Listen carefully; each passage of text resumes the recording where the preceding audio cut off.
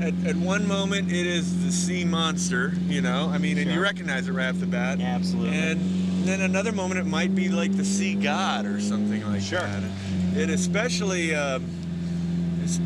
reads on the playa at Burning Man on the dry lake bed. You know, I mean, it is. It spits out. It is. It's like it's a land shark at that point. And that's on a dry lake bed. I mean, you just don't get it better than that. Yeah, you get true land shark with that. Here it's kind of like UFO or alien from outer space or something like that. I don't know. It's really tricky to think about because if you overanalyze it, it's like trying to figure out all the reasons why you love your mate or something like that. If you dissect it down to nothing, then the magic's gone. This is true. And somehow we hit upon a little bit of magic with this vehicle. How old is it? How old's the baby? How old's the Rip? Well, the car itself is an '82 Nissan Sentra that I bought brand new in 1982, and in 1991 he became Ripper the Friendly Shark. He didn't look like he does now. He's evolved. He's gone through like about 4 major evolutions, and each year before the roadside attractions, the Artist Parade in Houston, Texas, we'd put a month or 2 of work into him. And so what's interesting about him is he's like, it's all that's added up now, and now you get to just drive him around without hardly any work, you know, the work of taking him off the trailer or something. And a lot of people still haven't seen him yet, or if you've seen him on some quality TV show like Weird TV or something, but it's still not the same as seeing him live. So the live act is everything. Yeah, and people like, they don't mind seeing him over and over. It seems like they almost like have a relationship with him, like this is their art car or something like that they get to watch drive by, and that's a cool phenomenon. If I had to pick the ultimate kind of one-word description of you know who I'm working to be, what I want to do is be an adventurer. It seems like the world's a little short of adventurers right now. Too many people sitting behind a TV or like a computer screen, and someone's got to be out on the street like creating the content, and that's me. We'll do the adventure. Actually, we have an adventure that is our dream project that we're working on right now, and that's to go to Bosnia. Ripper wants to go to Bosnia to have a parade for one day, bring some of the art car friends, also encourage people in Europe on our way there. We want to do a spiral hitting all the major cities, create this big troop kind of movement that descends on Bosnia. We'll spend time in Belgrade too. Everyone's cool, but a parade for a day.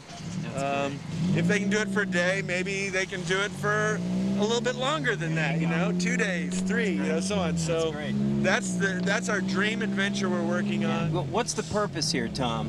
What are you doing this for? What is the purpose? God, that's about 3 questions at once that like people ask all the time. Hey, we got tape too. Cool.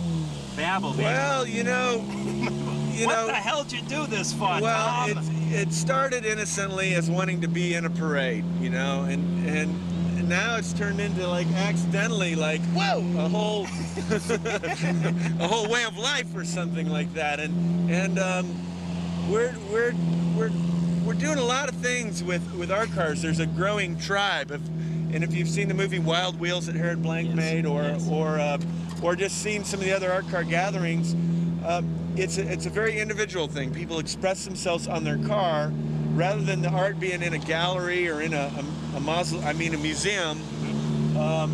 It's out there for everyone to enjoy. Sure. And I've often said that the Ripper himself, he's not a precious object. It's not art.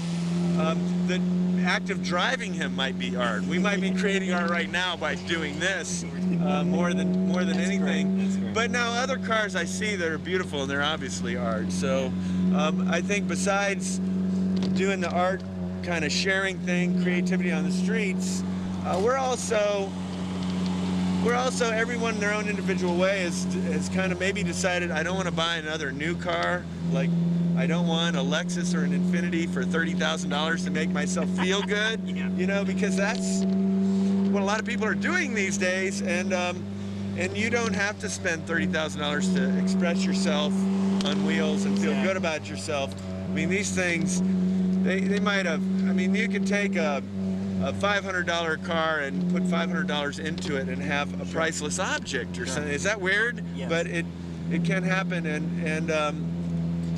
and so that's a little bit of the why. You know, what do I do? What am I doing? Ooh. How do you make? I mean, are you? How do I make a living? Plumber in your part time, or that's a good question. Well, for 14 years, I was a newspaperman. Newspaper man. Yeah. And even like spoke at a national newspaper convention about what's going to happen if we keep bugging people by calling them on the phone so often, and we'll lose all our customers. They'll like create laws against us, so we can't do that anymore. So yeah, the weird thing, as a young guy, did the business thing for 14 years. Worked at the Houston Chronicle, and finally have evolved past that into the realm of being an art car character. As I'm committed to putting more of these creations on the street, and we're looking for people who have the intestinal fortitude to join the pack and might want a hand. Actually, if you want to make your own art car, I'll help you do that. And if you want me to make you one, I'll do that too. So one way or another, it's kind of like trying to live your dream. If I could be making art cars for the rest of my life, at least right now, my mood is that would be a heavenly way to spend your time.